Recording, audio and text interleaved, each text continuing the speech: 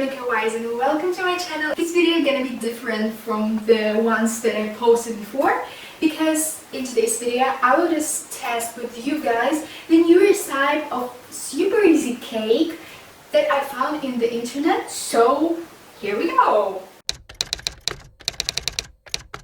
So we're just gonna need today 2 cups of wheat flour, butter 150 grams, so I have here and here, so I'm just gonna measure it. Cottage cheese I have here, 2 eggs and 1 sugar cup, and that's all, guys.